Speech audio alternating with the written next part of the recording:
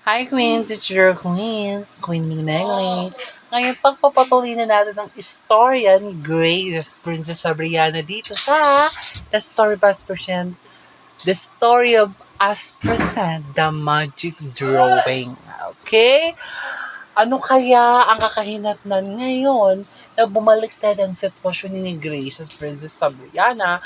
Ngayon si Grace naman ang nasa drawing at tao si Princess Sabriana. Ano kaya ang mararamdaman ng mga magulang ni Grace sa nangyari sa anak nila? At ano ang gagawin ni Princess Sabriana para matulungan ng pamilya ni Grace na makabalik ang anak nila mula sa drawing. Abangan ang pagpapatuloy ng kwento. Heto na. Anong gagawin natin? Kailangan ko makahanap yung anak ko. Nagmamakaawa ko sa'yo. Nagmamakaawa ko sa'yo. Nagmamakaawa ko sa'yo. Princess Sabriana, itapasin mo yung ano ko sa drawing. Gagawa po ko ng paraan. Kasi po, sa oras kasi mahawakan ng drawing kahit nino man, siya po ay mapupunta sa drawing na yon kung saan po ko nagmula. Siya po ang pansamantalang papalit sa akin. Pero po, pwede naman po kung humili. Sa oras po ko nang humili, didinggin ang magic drawing na yan at bumalik si Grace. Kailangan ko makasama ang anak ko. Nakikita ko siyang anak. Sabriana. Wait lang. Sana maging tao si Grace. Sana maging tao si Grace. Sana maging tao si Grace. Nasaan ako? Anong ginagawa ko dito? Nasaan? Hoy bata, ano ang ginagawa mo dito sa kaharian namin? Sino ka? Sino kayo? Bitawan niyo ako! Bitawan niyo ako! Sino kayo? Sino kayo? Bitawan niyo ako! Hindi ko kayo kilala! Mahal na Reyna, mahal na Esmeralda at mahal na Haring Antonio. May nakita po kami isang bata. Kakaiba po ang kanyang itsura at hindi po siya nanggaling sa kaharian po natin at ngayon ko lang po siya nakita. Sino yung babae na yun? Bata na yun?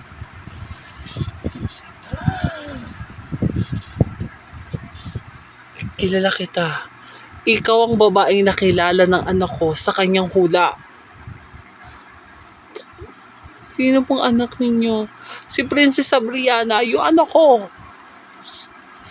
Anak niyo po si Princess Sabriana?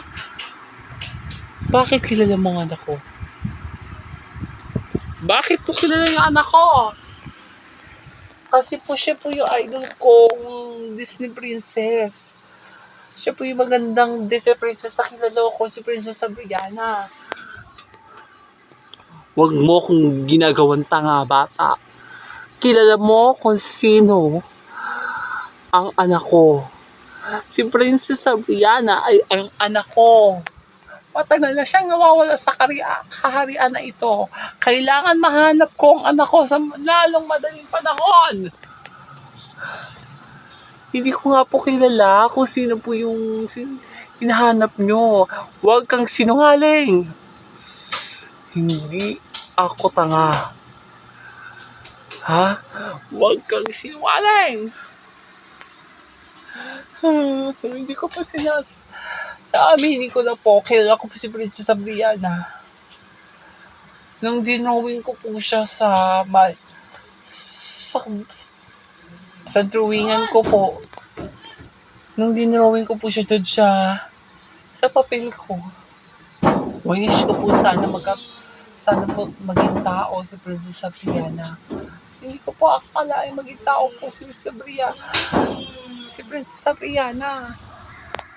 Ano? Nasa inyong anak ko? Nasa inyo yung anak ko? Opo, nasa amin po yung anak niyo. Pero hindi ko po mabibigay po sa inyo anak niyo kasi naandito po ako sa mundo ninyo. Samahan mo ko saan ang mundo na saan ka nagmula? Sa mundo ng mga tao. Ano? Sa mundo pa kayo? Sa mundo ka pa ng tao nagmulang bata ka? Diyan nagsimula ang lahat ng mayroon sa pamilya namin. Kasi masasama ang mga taong gaya mo. Ay, hindi po yan totoo. Hindi yan totoo. Kaya ko ayaw mapunta sa mga mundo na mga tao yung anak ko. Nasaan ang anak ko? Nasaan? Hindi ko po alam. Hindi ko po alam kung nasaan. Hindi ko po alam kung okay po ngayon si Princess Amelia. Ang alam ko po, nasa bahay po namin sila. Ah! Bata! Shhh! Ah! Shhh! Anak! Mama!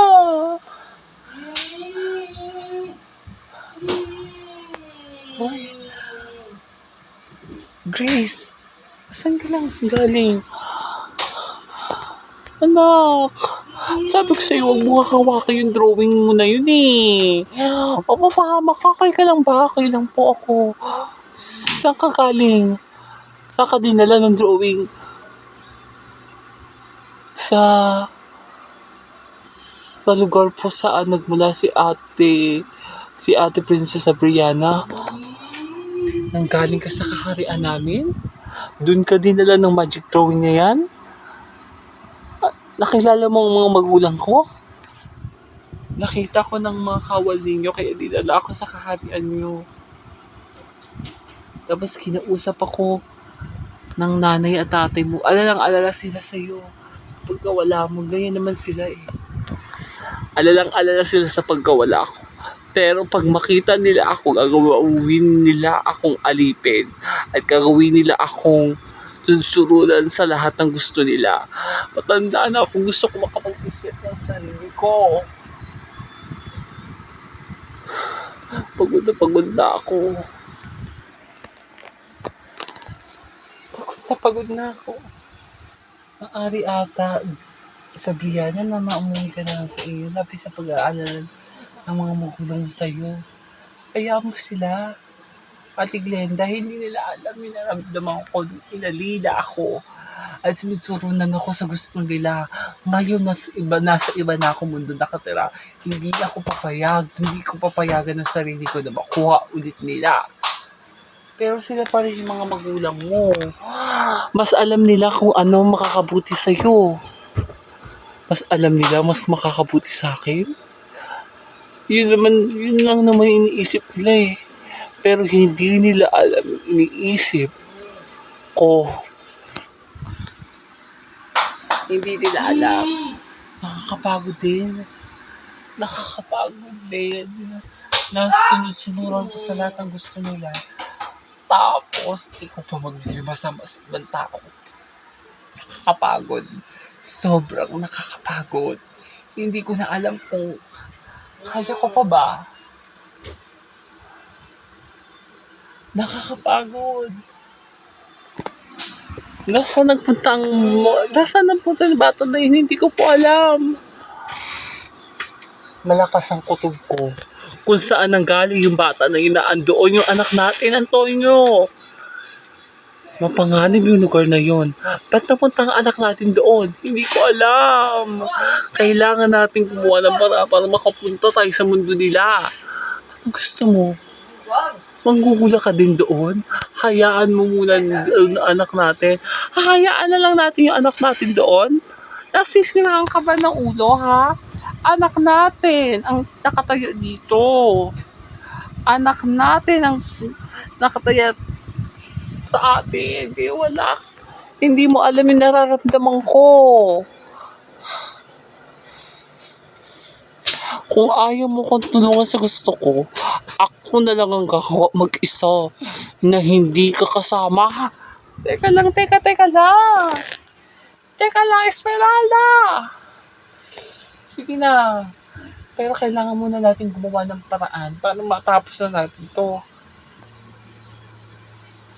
para matapos na natin to. Kailangan na natin kumuha ng paraan. Hindi natin alam kung saan talaga. Malaki ang mundo ng mga tao. Malawak ang mundo ng mga tao. Hindi natin alam kung saan napaparoon ang anak natin. Nako, mga madlang queens. Nalaman na nga ni Reyna Esmeralda at Haring Antonio kung saan talaga napunta ang kanilang anak. Ano kaya ang kahinatnan ng storya natin na ito? Abangan natin kung ating bida ba at si Patrick ay magkakatuluyan. Abangan sa susunod na episode dito lang yan sa The Story Bus Represent The Magic Drawing.